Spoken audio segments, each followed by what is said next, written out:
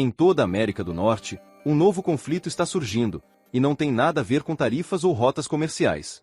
Desta vez, a disputa é pela água. Donald Trump voltou sua atenção para os rios e lagos do Canadá, chamando-os de chave para a sobrevivência dos Estados Unidos enquanto a seca se intensifica no sul. A demanda é ousada, a pressão implacável, e a mensagem de Washington se torna mais forte a cada semana. Em Ottawa, a resposta é desafiadora. O primeiro-ministro Mark Carney, antes conhecido por seu trabalho discreto em bancos, agora se vê empurrado para um papel que nunca pediu, o de guardião da soberania do Canadá.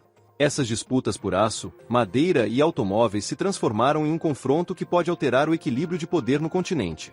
Portanto, a questão agora é clara. Até onde essa luta pode ir antes que a busca por água se transforme em algo muito mais perigoso?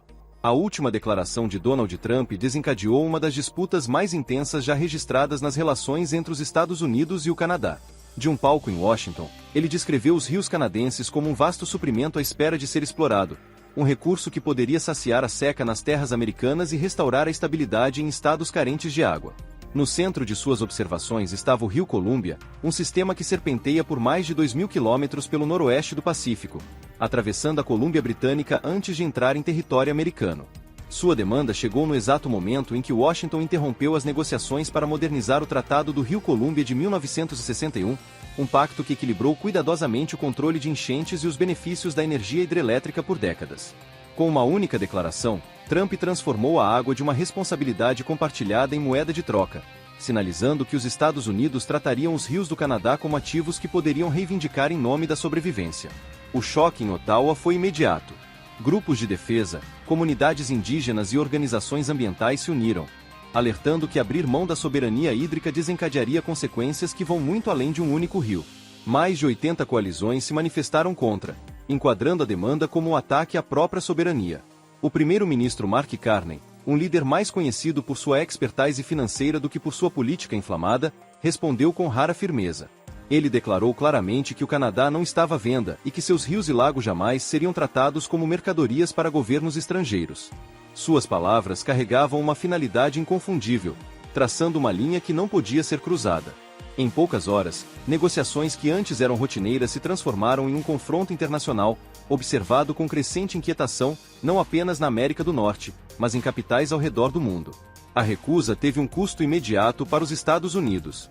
Os estados do Oeste, aos quais haviam sido prometidos novos fluxos de água canadense, de repente se depararam com a dura realidade de que o auxílio não chegaria. Califórnia, Nevada e Arizona apostavam em desvios que poderiam manter as terras agrícolas vivas, proteger suas colheitas e aliviar o fardo da seca prolongada. No Vale Central da Califórnia, onde a irrigação sustenta grande parte da produção de frutas e vegetais dos Estados Unidos, os agricultores foram instruídos a se preparar para uma chegada de água que nunca chegou.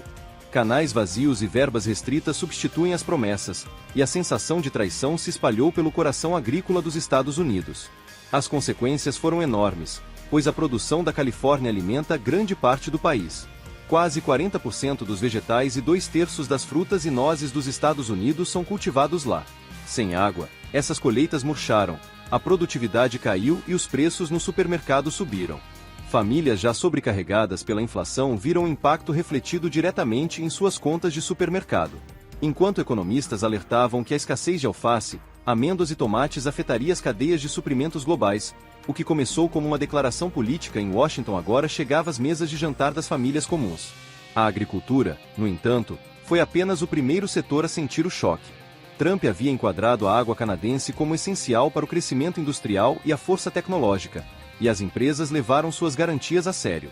No Arizona, grandes instalações de semicondutores dependem de dezenas de milhões de galões de água todas as semanas, e os executivos previam um abastecimento seguro com o plano do presidente. Usinas de energia, fabricantes de hidrocarbonetos e instalações com uso intensivo de recursos em todo o centro-oeste e noroeste do Pacífico também receberam a promessa de alívio. Quando o Canadá fechou as portas, essas expectativas ruíram. As linhas de produção desaceleraram, os turnos foram reduzidos e as empresas começaram a alertar sobre escassez que poderia se espalhar para eletrônicos, automóveis e até mesmo para a indústria de defesa. A interrupção se espalhou pelo centro industrial. Estados como Michigan, Ohio e Wisconsin, onde Trump havia prometido uma retomada da produção de aço e automóveis, enfrentaram demissões e atrasos na produção diretamente ligados à escassez de água. Siderúrgicas reduziram a produção, linhas de montagem paralisaram e trabalhadores enfrentaram crescente incerteza. A narrativa de recuperação nacional por meio da independência de recursos se desfez, substituída pela ansiedade sobre se as fábricas conseguiriam manter a produção. Os produtores de energia enfrentam sua própria crise.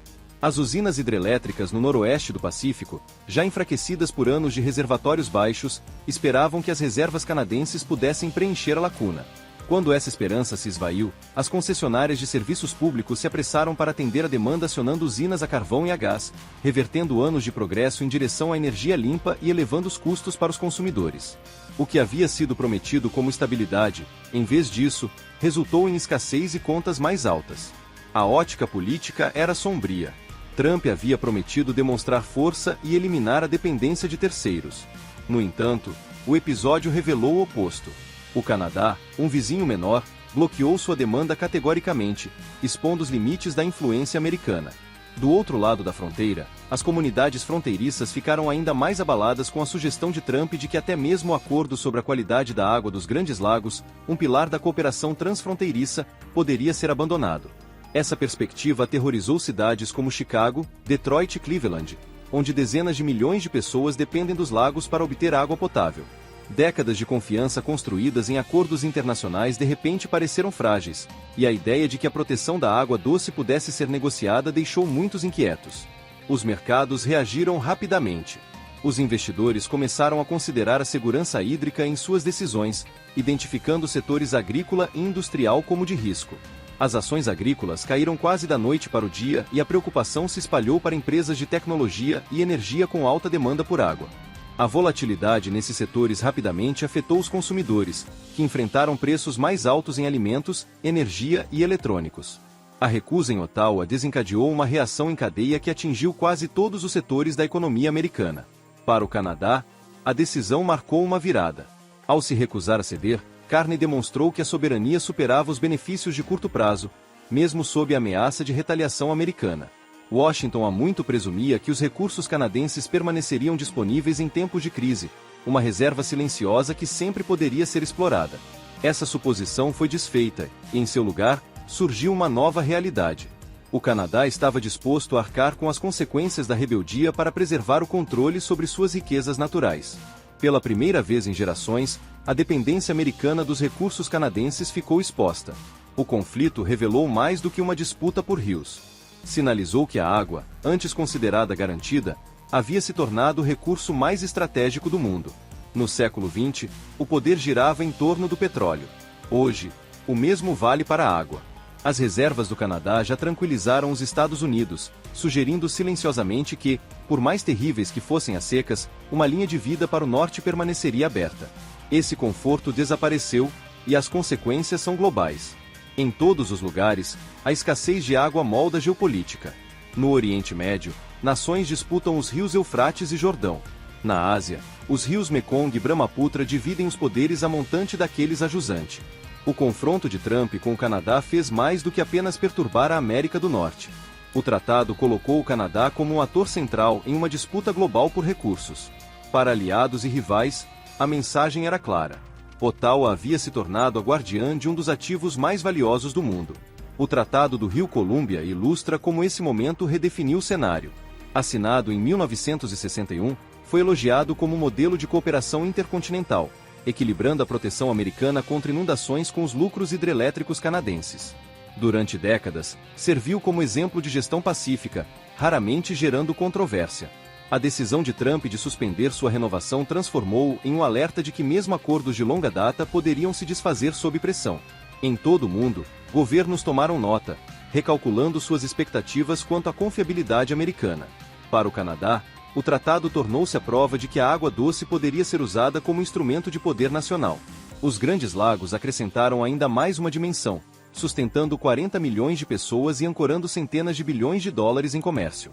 Eles são essenciais para ambos os países.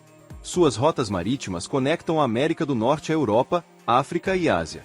A sugestão de Trump de desestabilizar as proteções para esses lagos não abalou apenas a confiança no Canadá. Também enviou um sinal aos mercados globais de que até mesmo o sistema de água doce mais confiável do continente poderia se tornar uma ferramenta de barganha política. A incerteza por si só foi suficiente para afastar investimentos e disparar alertas sobre se a segurança hídrica poderia algum dia voltar a ser considerada garantida. Além disso, Pequim, há muito tempo especialista em garantir recursos vitais, desde minas africanas até oleodutos da Ásia Central, agora está voltando seus olhos para uma nova fronteira. Discretamente, empresas chinesas começaram a explorar oportunidades no setor hídrico do Canadá, lançando ofertas de investimento em troca de acesso futuro. Para Pequim, a água não é simplesmente uma commodity. É a base da sobrevivência de suas indústrias e cidades em expansão. Um recurso tão estratégico hoje quanto o petróleo já foi para o Ocidente. Do outro lado do Atlântico, Bruxelas está elaborando seus próprios planos. Os formuladores de políticas europeus, desgastados por anos de secas recorrentes, estão começando a ver o Canadá não como um parceiro distante, mas como uma potencial tábua de salvação. As terras agrícolas do sul da Europa, marcadas por implacáveis estações secas, buscam salvação no exterior. A água doce canadense agora está sendo incorporada às estratégias de sobrevivência a longo prazo. O que antes soava como especulação assumiu o peso da inevitabilidade. A história nos oferece um alerta. Na década de 1970, nunca se esperava que o petróleo fosse usado como arma geopolítica, até que o embargo da OPEP destruiu suposições e renovou alianças da noite para o dia. Hoje, a água carrega o mesmo poder disruptivo. A recusa do primeiro-ministro Mark Carney às exigências de Trump foi mais do que um ato de soberania. Foi uma declaração de que o Canadá agora controla um recurso com potencial para remodelar os alinhamentos globais. Essa mensagem ecoa muito além de Washington. Na Ásia, governos que lutam contra a seca exploram acordos de longo prazo para as exportações agrícolas canadenses. Cada acordo reduz a influência dos Estados Unidos, ao mesmo tempo em que eleva a visibilidade do Canadá. Até 2030, vastas áreas do oeste americano poderão ser afetadas por uma seca implacável. Sem a cooperação canadense, os Estados Unidos serão forçados a se isolar, dependendo de tecnologias e medidas de conservação custosas para se sustentar. As ferramentas existem, mas será possível construí-las com a rapidez necessária? Será que o país se comprometerá a pagar o preço exigido? E você, o que pensa sobre isso? Deixe sua opinião nos comentários. Para continuar atualizado, veja o vídeo a seguir, tenho certeza que será perfeito para você.